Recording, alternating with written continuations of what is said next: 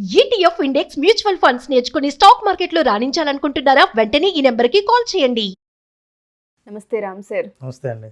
Advantage ఇది చాలా మందికి పరిచయం. ఏ విధంగా అనుకుంటే ఇద్దరు వ్యక్తుల మధ్య అడ్వాంటేజ్ ఇచ్చామా, అడ్వాంటేజ్ తీసుకున్నారా అన్నది ఒక సన్నని గీతేమో అనిపిస్తూ ఉంటుంది. కొన్నిసార్లు ఇచ్చినా ప్రాబ్లమే, కొన్నిసార్లు తీసుకున్నా ప్రాబ్లమే. దానివల్ల రిలేషన్లో ఎవరైతే ఉంటుంటారో వాళ్ళకి మూడో వ్యక్తి వల్ల కలిగే ఇబ్బంది అంతా ఇంత కాదు. Misunderstanding first of all start అయిపోతూ ఉంటుంది.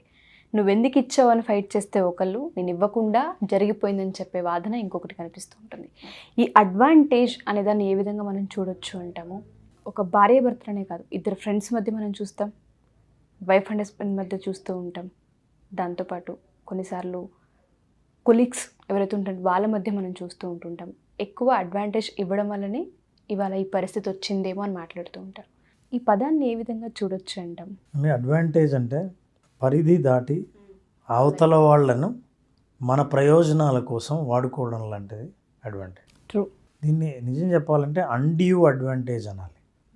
అంటే మీకు స్థాయి లేకపోయినా, మీకు ఆ హక్కు లేకపోయినా ఎక్కువ అడ్వాంటేజ్ని ఉపయోగించుకొని అవతల వాళ్ళని దుర్వినియోగం చేసే పరిస్థితి తీసుకురావడాన్ని అడ్వాంటేజ్ వాడుకున్నాడు అని అంటాం. వ్యక్తుల్ని, పరిస్థితుల్ని, సందర్భాలని బట్టి తమ స్వార్థం కోసం ఉపయోగించుకునే ప్రతిదీ అడ్వాంటేజ్ తీసుకున్నట్టే. అయితే ఈ అడ్వాంటేజెస్ ఎప్పుడు తీసుకుంటారంటే దీంట్లో కొన్ని ఈ తీసుకునే వాళ్ళు సిగ్నల్స్ చూపిస్తుంటారు. తీసుకునే వాళ్ళు సిగ్నల్స్ చూపిస్తుంటారు. అంటే అలర్ట్ అవ్వాలి. అందుకే సిగ్నల్స్ అంటున్నా. సిగ్నల్స్ ఎప్పుడైతే చూపిస్తారో యువతల వాళ్ళు అలర్ట్ అవ్వాల్సిన అవసరం ఉంది. ఈ సిగ్నల్స్ని మీరు పట్టించుకోకపోతే, సిగ్నల్స్ని చూడకపోతే అవతల వాళ్ళు అడ్వాంటేజ్ కంటిన్యూ చేయొచ్చు. ఏం సిగ్నల్స్ సార్ అవి? సిగ్నల్స్ ఏంటంటే ప్రతి పరిస్థితుల్లోనూ వాళ్ళకు అనుకూలంగా పరిస్థితుల్లో మార్చుకోవడానికి ప్రయత్నిస్తుంటారు. ఎప్పుడు ఏ పరిస్థితి ఉన్నా సరే అది నా వల్లేనో, నేను చెప్పినందువల్లేనో, నేను చెప్పకపోతే ఇది జరిగేది కాదు, నేను సలహా ఇచ్చుంటేనే కదా అని ప్రతిదీ తమ స్వార్థానికి ఉపయోగించుకోవడం మాటల్లో మొదలు పెడతారు. రెండవది, మీ మీద ఫైనాన్షియల్ డిపెండెన్సీ, ఎమోషనల్ డిపెండెన్సీ ఎక్కువ పెరుగుతుంది. అంటే మీ దగ్గర నుంచి ఫినాన్షియల్గా కానీ ఎమోషనల్గా కానీ ఎక్కువగా ఆశించడం జరుగుతుంటుంది.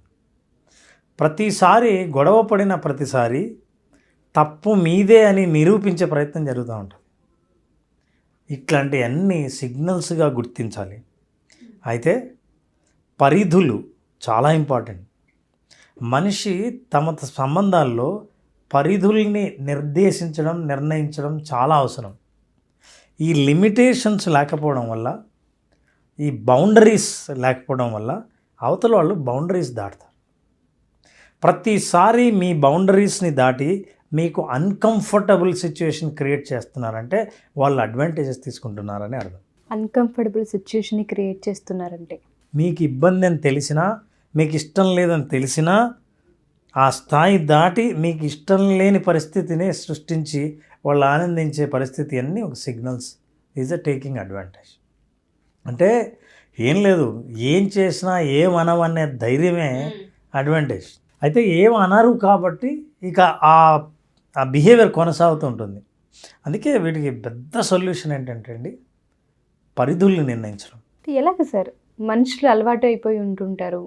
సడన్గా కట్ చేయలేము, బ్రేక్ చేయలేము, పంపించలేరు, అవసరం అని కొన్నిసార్లు అనిపిస్తూ ఉంటుంది. ఇవన్నీ డిమాండ్ చేస్తాయి, డామినేట్ చేస్తూ ఉంటాయి మనిషిని.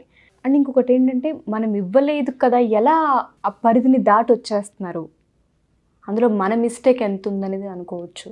అండి ఒకటి, పరిధి లేదని తెలిస్తే దాటడం చాలా సులభం. పరిధి ఉంది అని ఏర్పరిస్తే, అంటే మీరు పరిధిని ఏర్పరిస్తే అవతల వాళ్ళు దాటడానికి ఆలోచిస్తారు. సో మొట్టమొదటిసారిగా మనం పరిధులను ఏర్పరచడం చాలా ఇంపార్టెంట్. ఒక రైతు పొలం చుట్టూ తన పశువులే దాటి వెళ్లకుండా గట్టు వేస్తాడు. అలా అని పశువుల మీద ఏం అయిష్టత కాదు, దాటకూడదనేది రూల్. ఈ రూల్ని మనం పాటిస్తున్నప్పుడు ప్రకృతిలో ప్రతిరోజు మనం చేసే వ్యవహారాల్లో, మరి లైఫ్లో ఇద్దరి మధ్య రిలేషన్షిప్లో పరిధి ఏంటో తెలియకపోతే ఎట్లా? సో నెంబర్ 1 ఏం చేయాలంటే, వీళ్ళు ముందుగా పరిధులను ఏమీ పెట్టకుండా అవతల వాళ్ళని అడ్వాంటేజెస్ తీసుకొనిచ్చి, ఎప్పుడో మీరు ఇక అలసిపోయిన తర్వాత ఇక నేనేమాత్రం అడ్వాంటేజ్కి నేను అలో చేయను అని అన్నప్పుడు అవతల వాళ్ళు దాన్ని డైజెస్ట్ చేసుకోలేక అది అలాగే కంటిన్యూ చేసే యుద్ధ ప్రయత్నం వాతావరణమే చేస్తారు. తలపిస్తుంది. యుద్ధ వాతావరణం జరుగుతుంది. ఎందుకంటే ఇన్నాళ్ళు ఏమైంది, ఎప్పుడు చెప్పలేదు కదా, ఇప్పుడు ఆపుతున్నామేంటి, ఇప్పుడు ఏమైంది నీకు, ఇంతకుముందు ఇలా లేవు అని అంటుంటారు. So this is very important. Second ఏంటంటే అసర్టివ్నెస్. అంటే మీరు నో చెప్పడం నేర్చుకోకపోతే అవతల వాళ్ళు మీ పరిధులు దాటుతారు, మిమ్మల్ని అడ్వాంటేజెస్గా ఉపయోగించుకుంటారు. ఎక్కడ ఎస్ చెప్పాలి, ఎక్కడ నో చెప్పాలి మీకు తెలియాలి. ఎక్కడైతే మీరు ఇబ్బంది పడుతున్నారో, మీ విలువల విషయంలో మీరు కాంప్రమైజ్ అవ్వాల్సి వస్తుందో, మీరు శారీరకంగా కానీ మానసికంగా కానీ ఏమాత్రం కంఫర్టబుల్గా లేరో, అక్కడ నో చెప్పడం మీకు తెలియకపోతే అవతల వాళ్ళు పరిధి దాటుతారు. అంటే నో చెప్పడం కూడా నేర్చుకోవాలి. ఆ నో చెప్పడం కఠినంగా చెప్పక్కర్లేదు. ఎందుకు నేను నో చెప్తున్నాను, నా పరిధి ఏంటి, నీ పరిధి ఏంటి అని ఎప్పుడైతే మీరు స్ట్రిక్ట్గా నిర్ణయించారో అవతల వాళ్ళకి అవకాశమే లేదుగా. That is one. అలాగే ఓపెన్ కమ్యూనికేషన్. మీరు ఎక్స్పెక్టేషన్స్ ఏంటి, నేనేం ఎక్స్పెక్ట్ చేస్తున్నాను, మీరేం ఎక్స్పెక్ట్ చేస్తున్నారు. ఎక్స్పెక్టేషన్స్ నేను మీట్ అవుతున్నానా, మీరు మీట్ అవుతున్నారా లేదా. మీరు ఎక్స్పెక్ట్ చేసింది కాకుండా నేను వద్దన్న దాన్ని మీరు తిరిగి చేస్తూ, ప్రతిసారి మోసం చేస్తూ, ప్రతిసారి ప్రామిస్ చేసి చెయ్యనన్న విషయమే చేస్తూ, ఇట్లాంటివి చేస్తూ ఉంటే నేర్చుకోవాల్సిన అవసరం అడ్వాంటేజ్ ఇచ్చే వాళ్ళకు ఉంది. అంతేగా, తిరిగి వాళ్ళు అదే చేస్తున్నారంటే మీరు ఏ పాఠం నేర్చుకోలేదు, మీరు ఏ పరిధిలో నిర్ణయించలేదు, మీరు ఏ విషయాన్ని గట్టిగా చెప్పలేదు, మీరు అసర్టివ్గా లేరు. కాబట్టి అవతల వాళ్ళు మిమ్మల్ని అడ్వాంటేజ్గా ఉపయోగించుకోవడం చాలా సాధారణం. ఓకే, మరి ఎలా అంటారు, దానికి పరిష్కారం ఏంటి? పరిష్కారం నేను ఇందాక చెప్పినట్టే పరిధి నిర్ణయించడం, మాట్లాడడం నేర్చుకోవడం, అవతల వాళ్ళని ఎక్స్పెక్టేషన్స్ తెలుసుకోవడం అనేది చాలా ఇంపార్టెంట్. నో చెప్పడం, ఎస్ చెప్పడం అనే వాటి గురించి. నో చెప్పడం విషయంలో మీరు ఖచ్చితంగా ఉండకపోతే, ఉదాహరణకి ఇద్దరు పార్ట్నర్స్ మాట్లాడుతుంటారు, విషయం గొడవ జరుగుతూ ఉంటుంది, మాట్లాడుకుంటుంటారు, వాదించుకుంటుంటారు. ఎంతసేపు అయినా విషయం మీద వాదించండి, కొట్లాడుకోండి, భార్యాభర్తలు, అది సాధారణం. మీకు ఏమైనా గొడవలు ఉంటే మామూలే, ఇది యాక్సెప్టెడ్. కానీ పరిధి ఏంటంటే నువ్వు ఎంతసేపు మాట్లాడినా నా గురించి మాట్లాడు, కానీ నా పేరెంట్స్ గురించి మాట్లాడు. ఇది పరిధి. వెనక్కి వెళ్ళకు, పాస్ట్ గురించి ఎక్కువ మాట్లాడు. ఎవరో ఈ సంఘటనలో లేని వాళ్ళను లాక్కుని వచ్చి వాళ్ళ గురించి మాట్లాడు.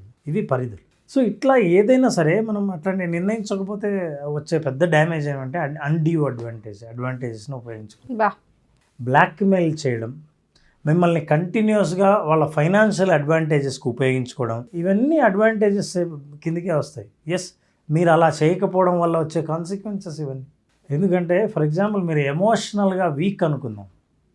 ఎమోషనల్ వీక్ అని మీ పార్ట్నర్కి మాత్రమే తెలుసు.